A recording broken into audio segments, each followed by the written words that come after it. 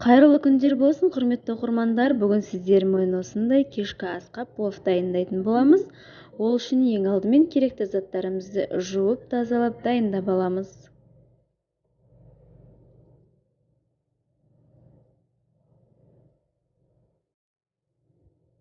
Ең алдымен бірінші кезекте осылай сәбізімізді тураймыз.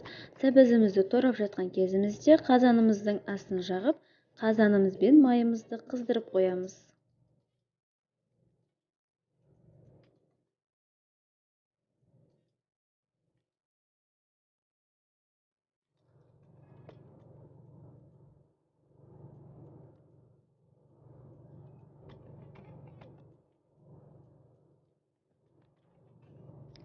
Қалауыңыз бойынша қызыл сәбіз араластырсаңыз да болады.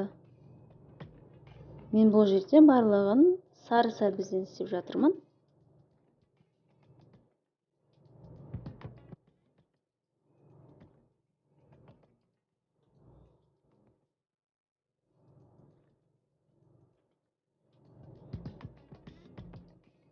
Бұл жерде менде сәбіз 800 грамм. Егер сіздер сәбіздің көбірек болғанын қаласаңыздар, 1 кило сәбіз қоса беріңіздер. Міне қызып дайын болған майымызға етімізді екі жағын қызарғанша қуырып аламыз.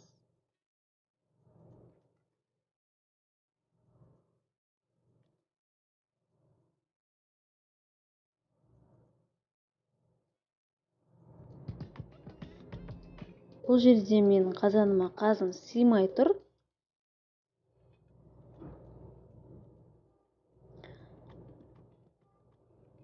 Етіміз қуырылып жатқан кезде пиязымызды турап аламыз.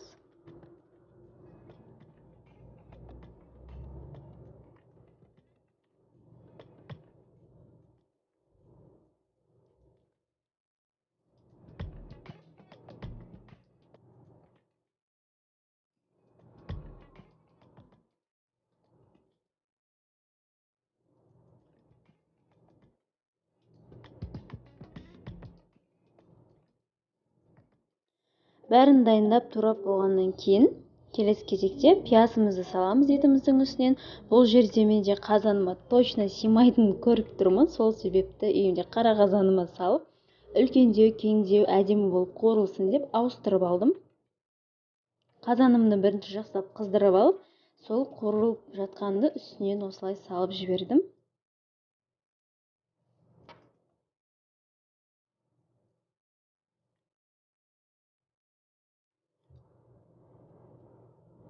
Және де осылай үстінен сәбізімізді саламыз. Сәбізді көп уақыт қуырмаймыз. Кішкене 1-2 минут бетін жауып дымдап осылай араластырып жіберіп, суын құйып қайнатып ала береміз. Өйткені бұл жерде біз қазы қосып жатқан соң, қазының ішіндегі еті таза пісу үшін кішкене ұзақтау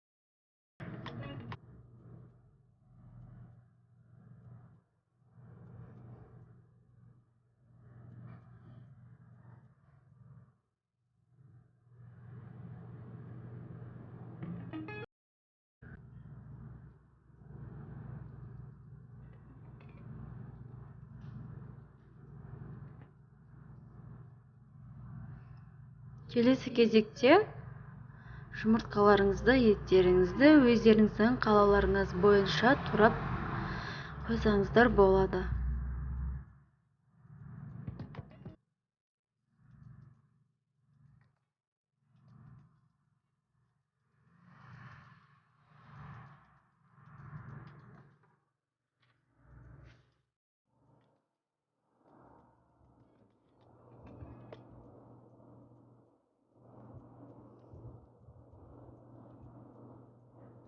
Құрметті достар, видеоны соңына дейін көргендеріңіз үшін рахмет.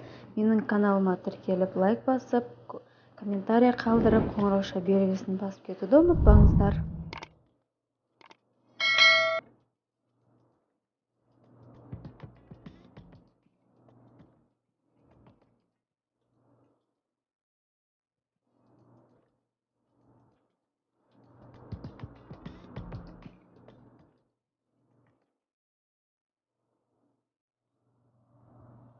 Міне осымен біздің асымыз дайын. Құрметті көрермендер, ас болсын баршаңызға. Сіздер де жасап көріңіздер осы рецепт бойынша.